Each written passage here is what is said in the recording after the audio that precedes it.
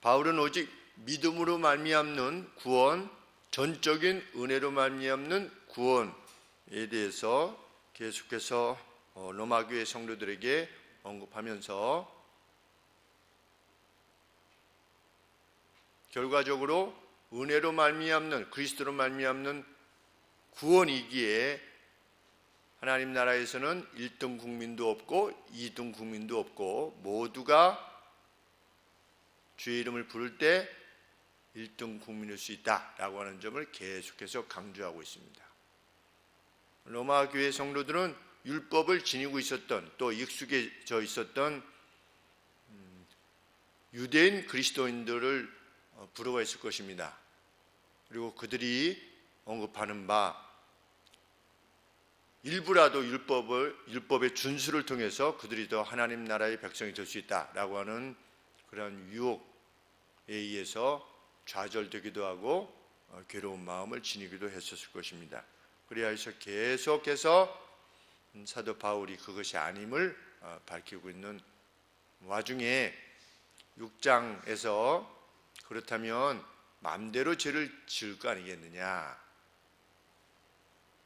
그랬더니 사도 바울은 그리스도를 섬긴다고 하는 것은 그리스도와 함께 죄에 대해서 죽는 것이요 그리스도와 함께 의에 대해서 사는 것이다.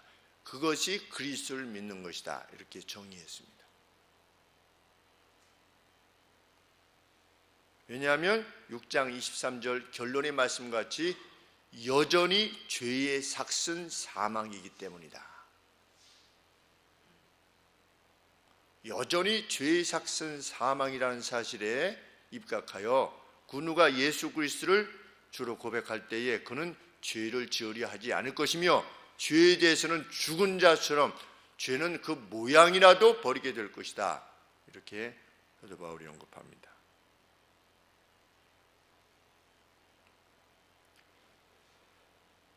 그리고 바울은 또한 6장 15절에서 그리스도를 섬긴다는 것은 죄에 대하여 죽고 의에 대해서 사는 것이라고 말했던 사도 바울은 6장 15절에서 그리스도를 섬긴다는 것은 또한 법 아래 있지 아니하고 은혜 아래 있기를 구하는 것이다. 같은 언급이죠. 말의 내용은 다르지만 본질은 같습니다. 법 아래 있지 아니하고 은혜 아래 있기를 구하는 것이 예수님을 믿는 것이다. 내가 무엇을 준수함을 통해서 구원을 얻고자 함이 예수님을 믿는 것이 아니요 주님의 전적인 은혜 아래 있기를, 그것이 나의 구원을 이루는 것임을 고백하는 것이, 그것이 그리스도. 그것은 마치 무엇과 같으냐를 설명하는 것이 7장 1절부터의 내용입니다. 부부가 같이 살다가 한 사람이 죽으면 이 남편과의 관계 속에서 이 부인이 남편에 대한 어떤 그 매임으로부터 자유하지 않느냐. 그런데 남편이 살아있는 동안에 다른 남자한테 가면 그거는 음부라. 그런데 남편이 죽으면 다른 사람한테 가는 것이 그것이 법적으로 문제가 되지 않지 않느냐. 그것처럼 우리의 옛 자아가 원래 누구하고 조인하고 있었다? 율법과 조인하고 있었다. 율법과 매여 있었는데 이제는 율법이 죽었다는 겁니다. 율법이 죽어서 이제는 어디로 가도 된다는 겁니까? 새로운 남편이신 그리스도에게로 가면 된다는 겁니다. 로마 성도들이요, 우리는 이제 율법에 대해서 죽은 사람들입니다. 우리의 행위를 통해서 구원을 얻겠다라고 하는 것을 그만둔 사람들입니다. 그래서 당신들 그리스도도 믿고 율법도 따라야지 하나님의 거룩한 백성이 된다라고 하는 가르침에 속지 마십시오. 율법에 대해서 죽었으니 이제는 그리스도에게 조인하십시오. 그것이 지금 7장에서 언급하는 내용입니다.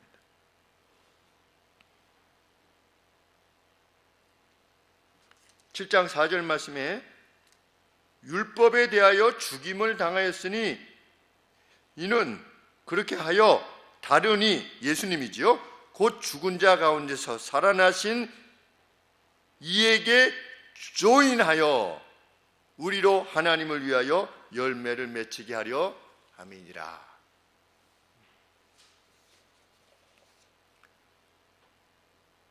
그리스도인은 다시 율법에게로 돌아서지 않는 것입니다. 이것은 신앙생활 하는 데 있어서 정말 중요한 것입니다. 왜냐하면 율법으로부터 돌아서지 않으면, 죽지 않으면 교회 역시 논공 행상을 따지는 곳이 될 것이기 때문입니다. 내가 이만큼 했으니 내 자리 이만큼 주시오. 그것은 세상입니다. 교회는 어떤 것입니까? 전적인 그리스도의 은혜로 구원을 얻은 사람들의 모임입니다. 그래서 누가 누구 위에 주장하려 하지 않는 것입니다. 그것이 교회입니다.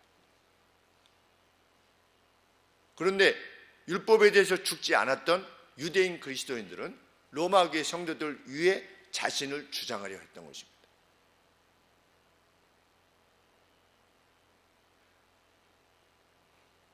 각 시대마다 이런 무리들에 의해서 교회는 괴로움을 겪게 됩니다. 그렇지 않은 그것을 넘어선 교회를 우리는 하나님 앞에 소원하는 것입니다.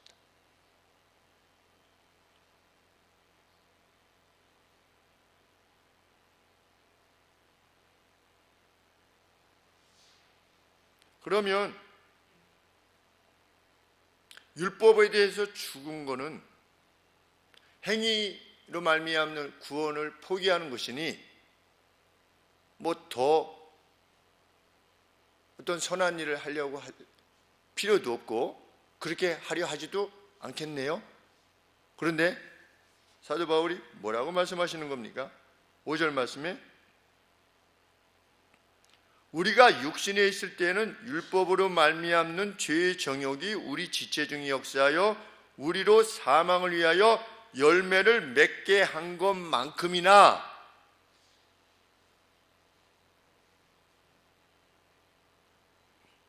내가 이만큼 해서 선을 쌓아서 구원을 얻게 된다라고 하는 차원에서 구원에 접근했던 때에 우리가 어떻게 보면 죄의 열매를, 사망의 결과를 내는 죄의 열매를 맺었던 것만큼이나 이제 우리는 어떤 사람이 될 것이다.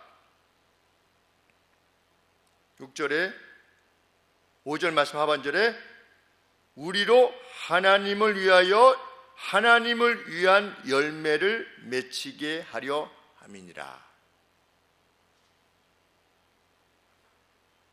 율법에 대해서 죽는다는 것은 선한 일을 포기한다라고 하는 의미가 아니라 오히려 그리스도께서 죽은 자 가운데서 다시 살아나는 것처럼 의에 대하여 산 자로서 살아가는 것을 의미하고 선한 열매를 맺히는 것을 자신의 삶의 이유의 목표로 삼는 것이 그것이 그리스도인의 삶이다. 구원론적인 차원이 아니라 구원을 위해서 율법을 지킨다고 하는 차원이 아니라 전적인 은혜로 구원을 얻었으니 100데나리온 빚진 사람의 멱살을 잡는 것이 아니라 동료로서 자기가 받은 1만 달란트 그 탕감의 은혜로 같은 동료들로서 그 누구를 바라보는 일을 하게 되는 것이 그것이 그리스도인의 삶의 내용이다. 그래서 우리 수요 정지 기반 때 우리 자매님들하고 같이 나누는 것처럼 하나님께서 교회에 원하시는 것은 교회에 속한 모든 성도들이 100% 이내의 사람이 되는 것이다. 우리 주께서 은혜로 은혜와 진리로 풀하더라. full of grace and truth 그랬습니다. 가득 찼는데 뭘로 찼느냐? 은혜로만 가득 찼고 진리로만 가득 찼습니다. 우리는 무엇을 목적하는 겁니까? 그 예수 그리스도를 본받아 인애로만 100% 가득 차는 삶을 이 땅에서 열망하는 것입니다. 1000년 만년 안 해도 됩니다. 한 앞으로 50년만 하면 됩니다. 50년만. 뭐 그렇게 1000년 만년 그 일을 위해서 막 좁은 길 어렵게 가지 않아도 됩니다. 한 50년만, 저 같은 경우는 한 30년, 30년 내외겠지요. 30년만 앞으로 인애의 삶을 살아가면 됩니다. 하나님을 위하여 열매를 맺히게 하려 함이라. 왜 그렇게 우리를 부르셨느냐? 하나님의 목적이 뭐냐? 우리로 하여금 하나님을 위한 열매를 맺게 하기 위해서. 그 열매를 누가 맺었습니까? 삭개오가 맺었지요. 전혀 다른 삶의 방향으로 전환하는 것입니다. 그것이 회심이고 그것이 회개입니다. 후회하는 것만으로 그치는 것이 아니라 후회는 리펜트죠. 내가 잘못했는데, 그것이 성경이 말하는 회심이 아닙니다. 회심은 뭐냐? 돌아서는 겁니다. 컨버전이라고 표현을 씁니다. 돌아서는 겁니다.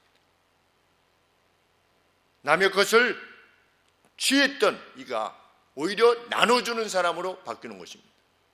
자기 것을 떼어서 자신의 재산의 절반을 나눠주는. 우리 절반 나눠줄 수 있겠습니까? 절반. 내가 누구한테 잘못하면 4배를 갚겠나이다.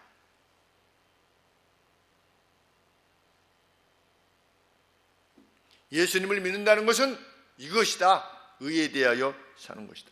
어느 정도의 열정으로, 예전에 예수님을 알지 못하고 또는 율법으로만, 그런 이해로만 하나님을 이해했던, 구원을 이해했던, 그때 행했던 죄에 대한 열정만큼이나 이제는 의에 대한 열정을 지닌 자, 그래서 의에 줄이고 목마른 자로 살아가게 될 것이다.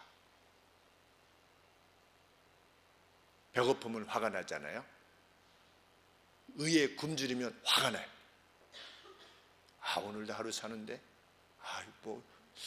뭔가 이렇게 하나님이 기뻐하신 일을 못했어요. 아직 안 했어요. 그러면 막 화가 나고 막 짜증이 나는, 뭔가 안 한 것 같은. 우리 윤희는 운동을 안 하면 막 짜증이 집에서. 운동 갔다 오면 얼굴이 환해져가지고 저랑 닮았어요. 그래서 이제 그 길을 가라고 하는 것인데, 의에 줄이고 목마른 자. 나 이런 일도, 나는 저 세리와 같지 아니하고, 나는 이런 잘못도 안 했고 저런 잘못도 안 했고 저 잘못도 안 했고 저 잘못도 안 했고, 나는 그래도 내가 잘 살고 있구나. 여기서 멈추는 자가 아닌 것입니다. 6절 말씀이 그 말씀입니다. 이제는 우리가 얽매였던 것에 대하여 죽었으므로 율법에서 벗어났으니, 이러므로 우리가 영의 새로움으로 섬길 것이요. 이 구약의 이 조문으로서, 어떤 법령으로서 하나님을 섬기는 것이 아니라 영으로 섬기게 되었다. 십계명 교독하시겠습니다. 쭉 읽어내릴 때 아무것도 잘못한 게 없어요. 대부분의 경우는. 그런데 의문에 묵은 것으로 아니할지니라. 우리는 영의 새로움으로 섬길 것이다. 어느 정도이냐? 겉옷을 달라고 하면 속옷을 내어주는 인애, 70번씩 7번이라도 용서할 수 있는 인애, 오리를 억지로 가자고 하면 심리를 가질 수 있는 인애로 가득 찬 사람, 그것이 영의 새로움입니다. 세상은 그런 우리를 봐야 됩니다. 그래서 예수님 말씀하시지 않습니까? 너희가 세상의 빛이다. 근데 예수님 뭐라고 말씀하셨습니까? 그 생명이 빛이라. 하나님이 주신 생명이 빛이었다. 어디서? 에덴 동산에서. 근데 그 빛됨을 가능케 하시는 주님이 오셨다. 그리고 우리에게 뭐라고 말씀하셨다? 너희가 빛이다. 너희가 세상의 그 안녕과 평안과 기쁨과 공평, 완전한 지혜, 자유, 이것을 주는 그 존재가 바로 너희들이다. 이렇게 우리에게 기대하시지 않았습니까? 우리에게 뭘 그런 것을 다 원하세요? 그게 아니고 그런 기대를 우리에게가 가지게 되었다는 것이 얼마나 영광스러운 것이냐.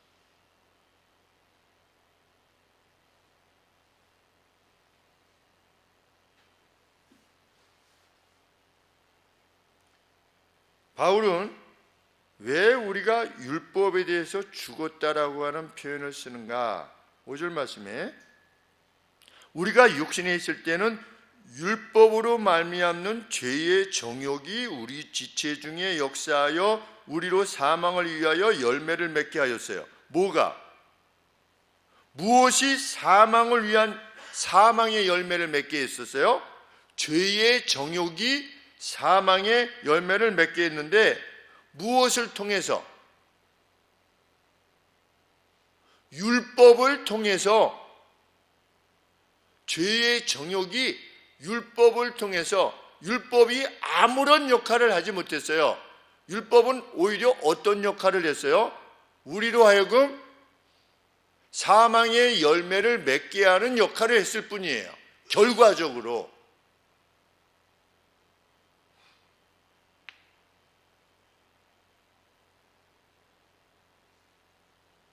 그러면 율법이 죄를 짓게 한다는 말이냐? 바울은 그 오해를 먼저 풀고자 합니다. 그것은 율법이 죄를 짓게 한다는 의미는 아니다. 7절 말씀에 율법이 죄냐? 그렇다면 그럴 수는 없느니라. 율법으로 말미암지 않고서는 내가 죄를 알지 못하였으니 곧 율법이 탐내지 말라 하지 아니하였으면 내가 탐심을 알지 못하였으리라. 율법은 죄를 인식케 하는 유익한 목적을 지니고 있다는 겁니다. 율법이 탐심이 죄입니까? 아닙니까? 탐심이 죄지요. 그런데 세상 사람들에게 탐심은 뭐가 탐심입니까?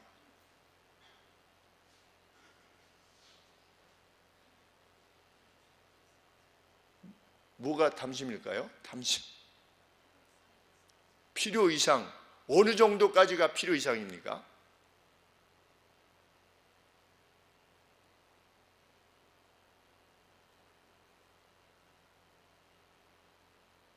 사람마다 다 기준이 다르지요.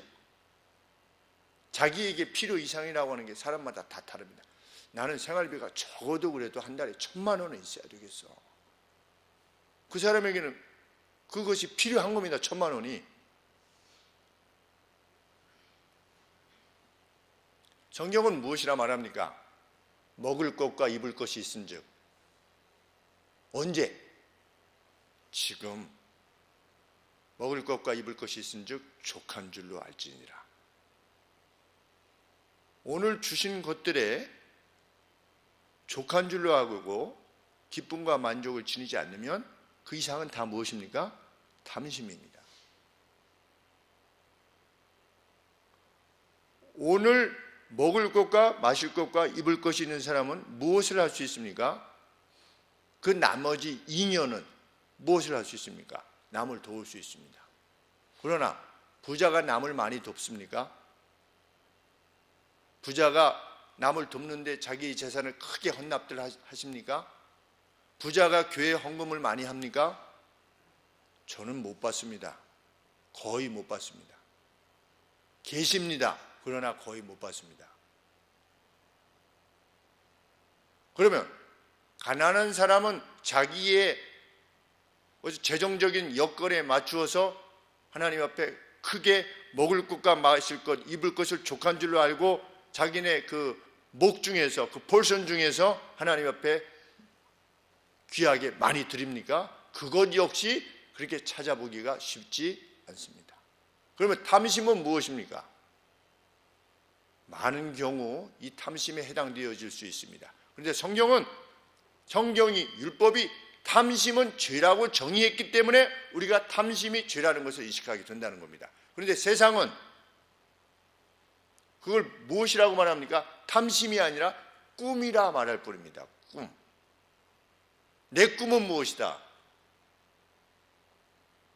한 20억 정도를 딱 모아놓고 노년에 딱 이렇게 해서 어디 여행 가고 이렇게 하는 것. 그걸 꿈이라고 생각합니다. 그리고 그것을 모으기 위해서 온 힘을 기울입니다. 남 안 줍니다. 누가 괴로움을 당해도 통닭 한 마리 값 정도만 주는 겁니다. 누굴 도울 때 통닭 한 마리 값 주는 거는 그건 돕는 것이 아닌 것입니다. 부자라면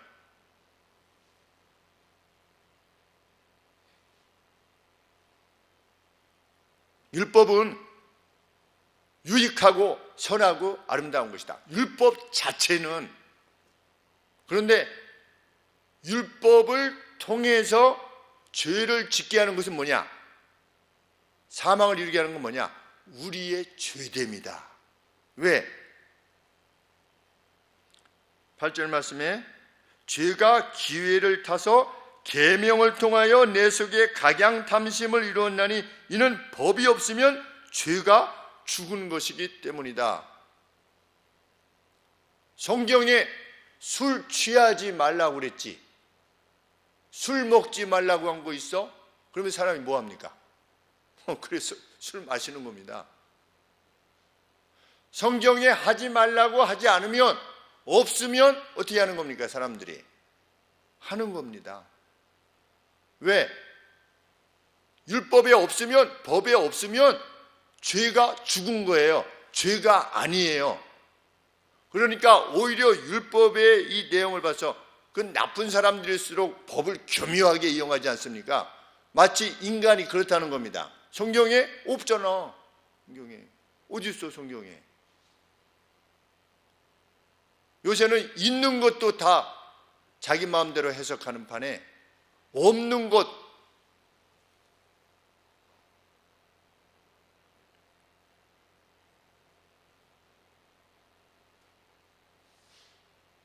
성경에 배우자에게 눈을 부라리지 말아라 있습니까? 없습니까? 없죠. 그러니까 눈을 부라려도 죄로 여기지 않는 겁니다. 하나님께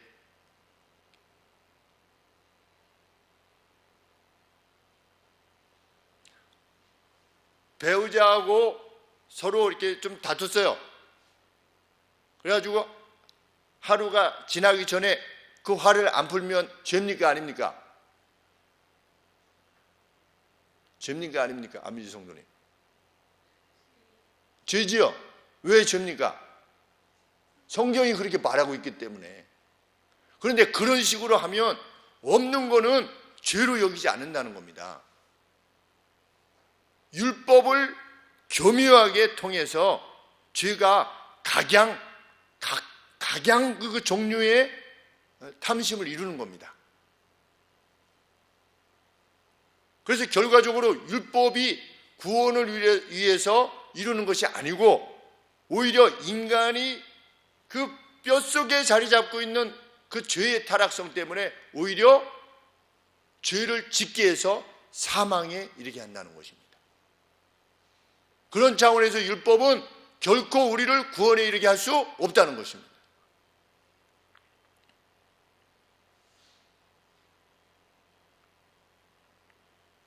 제가 성도님들에게 여쭐 때마다 자, 하나님의 명령을 같이 나눠보겠습니다. 그러면 성경이 66권이 있는데 거기에 하나님의 명령이 생각나는 것이 몇 가지 있는가 한번 떠올려 보시자고 그러면 한 20가지 서로 말씀 나누면 거의 다 해요. 그러면 나머지는 이 머리 안에 없는 겁니다. 하나님의 명령이 없으면 어떻게 되는 겁니까? 인식을 하지 못하면 죄가 아닌 겁니다. 그래서 우리는 성경을 그렇게도 살펴야 되는 것입니다. 하나님의 주신 그 뜻이 무엇인가? 왜? 율법 자체가 나쁜 것이 아니기 때문에, 율법은 선한 것이기 때문에, 의의 열매를 이루어 가려면 율법이 요청했던 그것들이 무엇인가를, 특별히 주께서 율법을 해석한 그 내용들이 무엇인가를 마음에 익히고 있어야만 되기 때문입니다. 그래서 말씀을 깊이 살피려고 하는 것입니다. 9절 말씀에 사도 바울도 자신도 그랬다는 겁니다.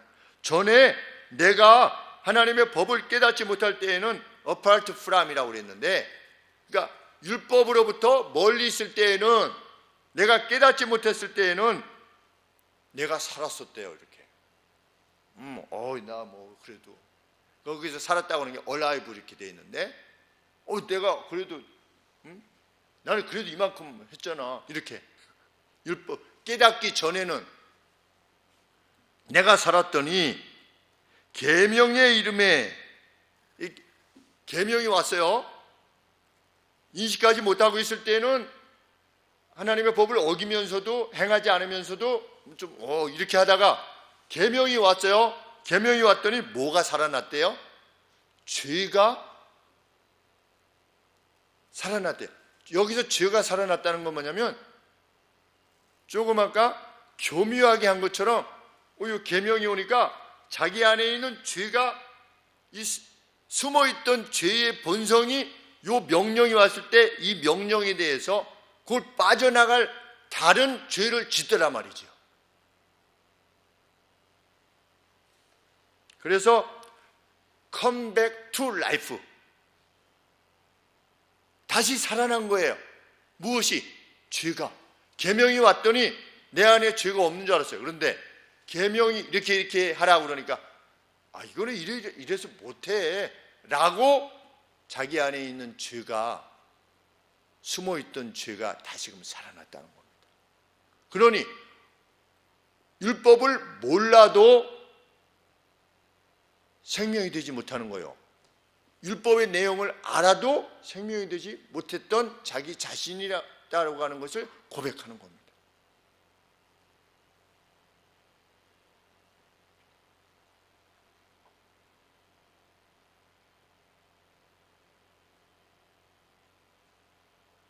(13절에) 그런즉 선한 것이 율법이 내게 사망의 이유가 된 거냐? 그런 것은 아니라는 것입니다. 오직 죄가 죄로 드러나기 위해 선한 그것으로 말미암아 계명으로 말미암아 나를 죽게 만들었으니, 이는 계명으로 말미암아 죄로 심히 죄되게 하려 함이니라.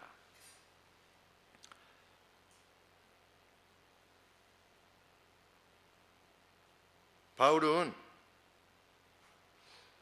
죄는 계명을 통해서 기회를 얻음으로, 없는 것은 안 해도 되니까, 하지 말라고 하는 거 말고는 안 해도 되니까 기회를 얻음으로 자신을 속이고 그것을 통해서 자신을 죽였을 뿐이다. 그렇게 고백합니다. 결과적으로 율법은 죄와 사망으로부터 인간을 결코 건져낼 수 없다.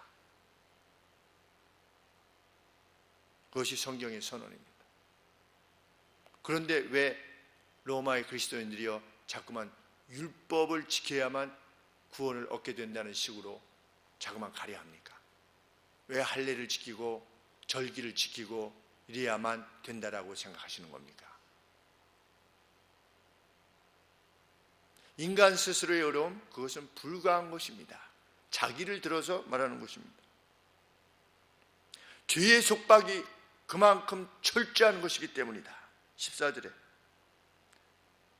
우리가 율법은 신령한 줄, 영적인 것인 줄 알거니와 선하고 아름다운 것이지만 나는 육신에 속하여 죄 아래 팔렸도다. 죄에 속박되었도다. 어느 정도로 속박되었느냐? 15절 말씀에 나는 내가 행하는 것을 내가 알지 못한다. 어떤 점에서? 나는 이것을 원하는데 이것은 행하지 아니하고 도리어 미워하는 그것을 내가 하고 있는 나를 발견하게 된다. 율법으로는 구원을 얻을 수 없다. 왜? 내가 원하는 그것은 하지 못하고 오히려 미워하는 그것을 행하는 내 자신을 볼 정도로 나는 완전히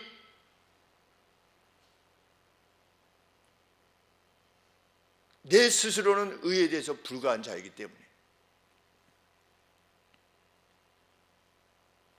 그래서 어느 정도냐? 17절에 이제는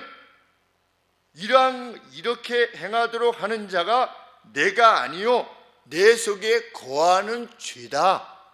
내 속에 거하는 죄가 나를 이렇게 만드는 것이다 라고 말할 수밖에 없을 만큼 죄가 철저히 우리 인간의 DNA 속에 들어가 있다는 겁니다. 참 우습지 않습니까? 바울이 말씀하시지 않았다면 정말 어떤 사람이 죄를 졌어요. 그러면 제가 어떤 죄를 졌어요. 졌는데 제가 이건요 제가 지은 게 아니고요 제 안에 있는 죄가 그렇게 만든 거지 저는 사실상 그런 사람이 아닙니다. 이렇게 말한다는 게 얼마나 우스운 말이 되겠습니까?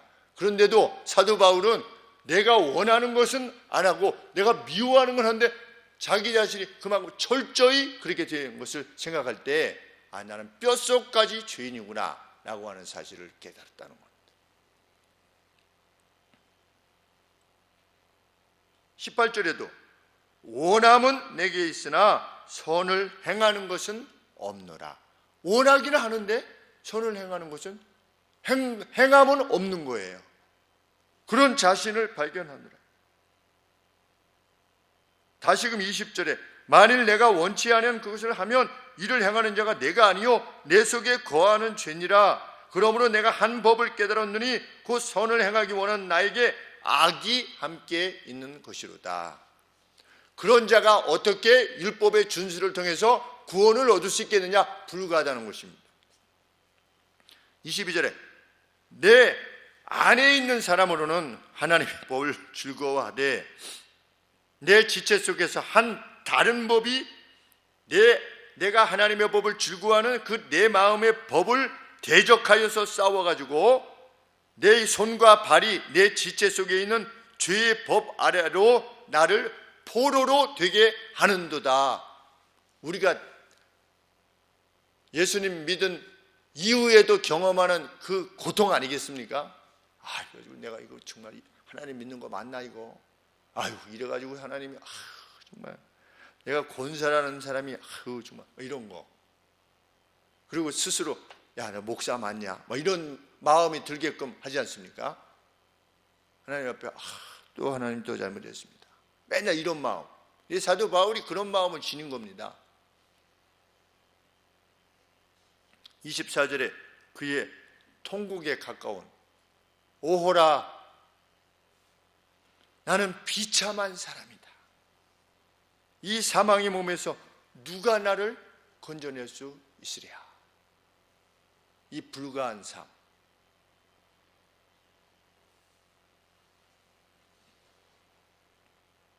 그리고 이어서 사도 바울이 이렇게 찬양하는 것입니다. 예수 그리스도를 통해 하나님께 땡큐 하노라, 감사하노라 이렇게 막 선언을 하는 겁니다. 느낌표 3개. 예수 그리스도를 통해 하나님께 감사하노라. 그렇다. 나는 한편으로 내 자신은 내 마음으로 하나님의 법을 섬기는 중이나 다른 한편으로는 내 육체로는 죄의 법을 섬기느라. 그래, 나 그런 사람 맞다. 이렇게 선언하는 겁니다. 나는 어쩔 수 없이 죄의 법을 섬기는 자이나 내 마음으로는 누구의 법을? 내 마음으로는 하나님의 법을 섬기고 있는 중인 사람이다. 하나님의 법은 뭡니까? 전적인 은혜로 말미암아 구원을 얻는 것입니다. 그래, 나 이 땅을 살아갈 때 하나님 앞에 완벽해 줄 수 없다는 것을 나는 인정할 수밖에 없는 존재다. 내 뼛속에 그게 있다. 그럼에도 불구하고 나는 전적인 그리스도의 은혜로 말미암아 구원받았음을 나는 확신한다는 겁니다. 나는 그래서 살든지 죽든지 이 죄의 무게와 속박으로부터 싸우기를 위해서 힘을 다할 것이라는 것입니다. 그래서 8장 1절에 계속 연결돼서 다음 살필 때, 그러므로 이제 그리스도 안에 예수 안에 있는 자에게는 결코 정죄함이 없나니,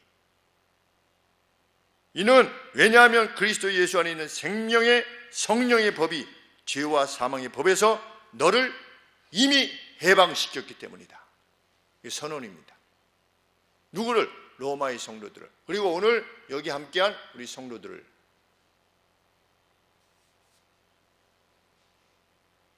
그리스도의 은혜, 그가 일생을 하나님 옆에 드리기를 원했던 그 열정의 원천이었던 것입니다. 받은 은혜. 이 은혜가 있는 사람이 그리스도인입니다. 그리고 이 은혜를 자신의 삶 가운데서 실현하는, 1만 달란트 빚졌다가 도저히 갚을 수가 없는 겁니다. 탕감받았던 사람처럼 이 땅을 사는 것입니다. 그 누구라도 긍휼히 여기는 것입니다. 이 은혜를 입은 사람은 원수도 사랑하는 겁니다. 손양원 목사님처럼 자기 아들을 죽였던, 그 입을 조져가지고 죽였던, 그래서 입을 꼬맬 수도 없을 만큼 그렇게 그리스도를 고백했던 자기 아들의 입을 찢어놓았던 그 좌익 정녀를 자기의 아들로 사형시키지 마시오. 내 아들로 입양하겠소. 자기 아들로 삼아. 너희가 세상의 빛이다.